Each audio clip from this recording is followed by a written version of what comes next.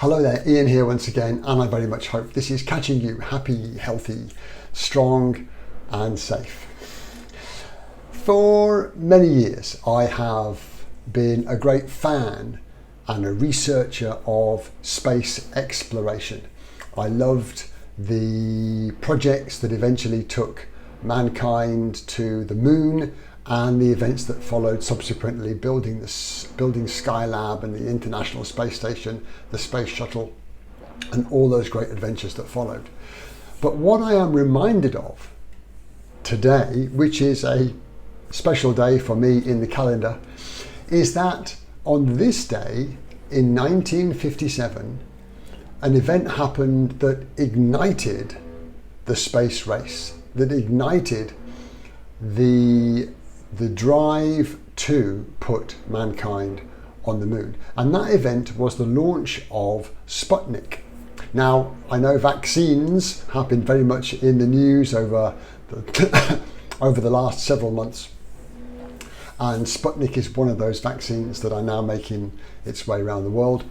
But Sputnik in 1957 was a very small satellite, about half a meter across, and it was orbiting the Earth, just emitting a beep. That was all that it did. But that event ignited what became known as the space race. So previously I shared a few ideas on how to choose your priorities. And really, to choose a priority in achieving something important, we need two things. We need a goal and a constraint. We need something to aim for and an idea of what will stop us getting there. And that forms the priority.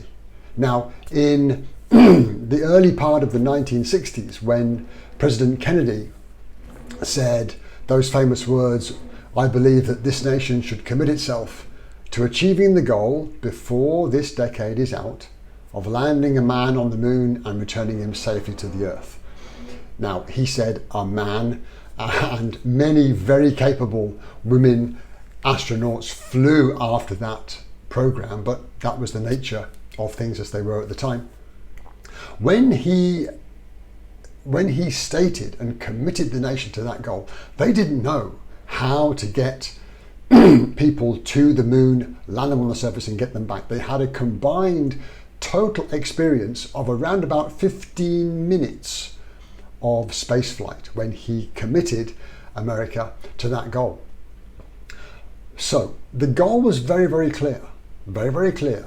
Before 1970, get a man to the moon and bring him back safely. Very, very clear. Now, constraints, there were so many constraints that they did not know. They didn't know how to do it. Do they send a rocket up first, then the fuel and dock and then go? Do they go straight up and straight down? They hadn't got a clue how to do it. They didn't know how to navigate in space. They didn't know what type of suits to wear. And all these formed the priorities that they had to focus on. And one by one, those challenges were solved by different teams, and eventually over 400,000 people came together to achieve that momentous goal in 1969 of people walking on the moon. So it's a nice anniversary of the event that sparked it all, and I hope that gave you some inspiration to form your own priorities. What do you want to achieve? What is the most important goal that you want to achieve before the end of the year or for next year? And then look at the priorities. What are the constraints that may stop you getting there, that need to be focused on, solved, so that you can achieve something important to you? Lastly, I'd like to remind myself and remind us all to think of who are our most important priorities. People are what give life its texture and its richness. And let's never forget to invest that time in caring for and nurturing those people that are closest to us. While we're focused on our goals and the future, let's also try and celebrate today be grateful for what we have today in the moment.